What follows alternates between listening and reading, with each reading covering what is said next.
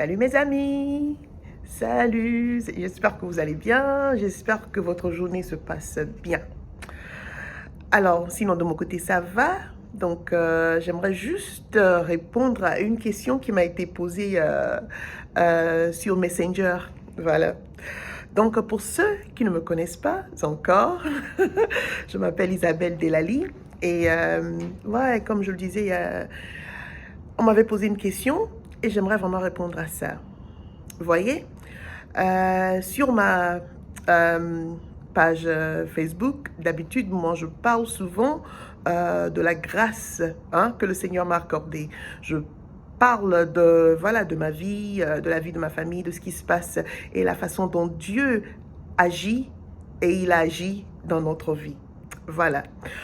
Donc, j'aimerais juste peut-être donner un peu de background, right? Donc, comme je l'avais déjà dit sur dans d'autres témoignages que j'ai fait déjà, que voilà, à 13 ans, j'ai planifié, voilà, ôter ma vie. Mais le jour-là, Jésus, il est merveilleux. Jésus, il a intervenu et voilà, il m'a sauvé. J'ai mis quelques notes aussi, je regarde là, c'est parce que j'ai écrit certaines notes. Je ne veux pas sauter des points que moi je trouve peut-être importants. Donc, ce même jour-là, j'ai donné ma vie à Jésus. C'est-à-dire que j'ai dit, Seigneur, je crois en toi, je crois que tu existes. Je demande à ce que tu viennes et que tu prennes le contrôle de ma vie et que tu m'aides. Donc, je l'ai invité dans ma vie. Le jour-là, c'est ce que j'ai fait. Ouais? Donc, j'ai dédié ma vie à Dieu. J'ai dit, hey Seigneur, tu m'as sauvé. Prends ma vie, aide-moi. Mais j'ai remarqué quelque chose. Voilà. Comme je l'avais dit déjà, je suis née dans une famille monoparentale, c'est-à-dire que ma mère n'était pas mariée à mon père. Donc, ma mère m'a élevée toute seule. Voilà. Alors, j'ai un frère et une sœur. Voilà, on a grandi ensemble. Ouais. Élevés par notre mère. D'accord. Mais j'ai remarqué que dans la famille du côté maternel, ma mère, mes tantes, ma grand-mère et ma arrière-grand-mère, elles n'étaient pas mariées. C'est-à-dire que de mon arrière-grand-mère à ma grand-mère, à ma mère, à mes tantes, elles n'étaient pas mariées.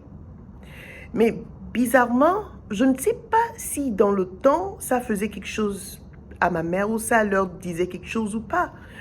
Le problème, c'est que si tu es toujours dans un environnement, les choses se passent comme ça, on se dit, tout le monde se dit, ah, c'est comme ça. Donc, personne n'avait vraiment pensé faire quelque chose par rapport à ça. Ce n'est que quand ma mère avait donné sa vie à Jésus, elle avait commencé à prier, qu'elle a remarqué que non, il y a quelque chose qui n'allait pas.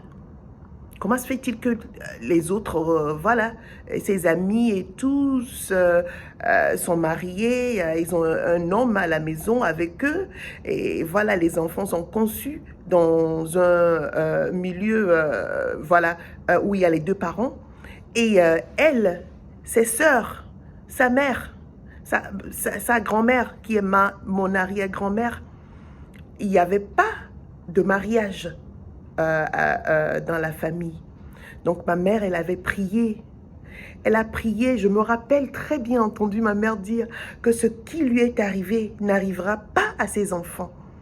Que ses enfants vont marier, ses enfants vont être heureuses dans un foyer et avoir leurs enfants et tout, et tout, et tout.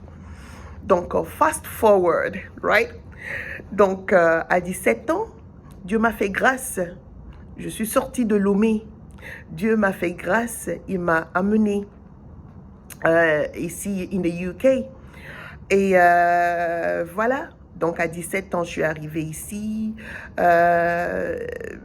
j'ai vécu normalement, hein, j'ai vraiment pas eu de soucis. Mais à 19 ans, à 19 ans, j'ai rencontré l'homme de ma vie, mon compagnon, my soulmate, right? Et ce n'est que, effectivement, quand on m'a posé la question là que je me suis dit, ah tiens, je me rappelle très bien, ma mère priait. Quand elle avait donné sa vie à Jésus, elle a prié que ce qui lui est arrivé n'arrivera pas à ses enfants. Donc, quand j'ai rencontré Yvan, qui est maintenant mon mari de plus de 20 et quelques années, donc voilà, je me rappelle très bien, ma mère elle a prié comme ça. Et je me suis dit, Seigneur, je veux me marier.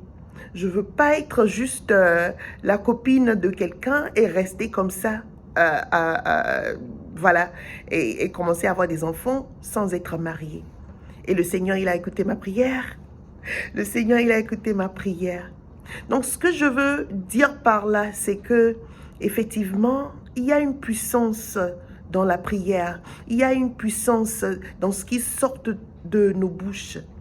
Que la vie est vraiment spirituelle. La vie, elle est vraiment spirituelle. Je me rappelle très bien, puisque j'avais entre 13, 14, 15 ans, quand ma mère priait. Moi-même, j'ai prié parce que quand j'ai donné ma vie à Jésus, ce que j'ai subi, les manques d'amour paternel et tout le reste que j'ai subi plutôt, je me suis dit, jamais, jamais, Seigneur, ne me laisse pas mettre enfant au monde sans avoir le papa à côté. Et Dieu m'a fait grâce, il m'a écouté. Je veux juste dire à quelqu'un qui m'écoute aujourd'hui que la vie est vraiment spirituelle. Ce qui sort de vos bouches, ça a vraiment une puissance. La parole de Dieu le dit déjà, que sur la langue, il y a le pouvoir sur la vie et le pouvoir sur la mort. Donc, qu'est-ce que vous voulez? Vous voulez la vie? Alors, prononcez la vie. Prononcez la vie. La question qui m'a été posée, c'est Isabelle, ah, je vois que tu parles de Dieu souvent. Tu parles de Jésus. Ah, tu n'es pas intimidée et tu parles de Jésus comme ça sur Facebook. Je dis, ah, mais c'est ça, c'est lui, ce Jésus-là qui m'a sauvée. C'est-à-dire que, effectivement, le jour-là, si c'est que j'avais pas eu cette grâce, je ne serais pas ici aujourd'hui. C'est Jésus qui m'a fait grâce. C'est Jésus qui m'a fait grâce. Donc, il a fait que le jour-là, je n'ai pas ôté ma vie. Donc, automatiquement, qu'est-ce que je peux faire? Je suis contente de témoigner de sa grandeur, de témoigner de sa puissance. Mes frères et sœurs, je dis, il y a vraiment une puissance dans ce nom de Jésus. Hein, vous voyez, de mon arrière-grand-mère à ma grand-mère, à ma mère, à mes tantes, pas de mariage. Jusqu'à ce que ma mère a eu cette conscience-là, elle a commencé à prier, à briser cette malédiction. Et quand elle a fait ça, ma sœur, mon frère et moi, nous sommes tous dans le mariage. Donc aujourd'hui, je veux juste vous encourager. Priez pour vos enfants. Priez pour vos enfants. Quand les choses ne vont pas, quand vous voyez qu'il y a quelque chose qui ne va pas, priez. Mes amis, priez. La vie est d'abord spirituelle.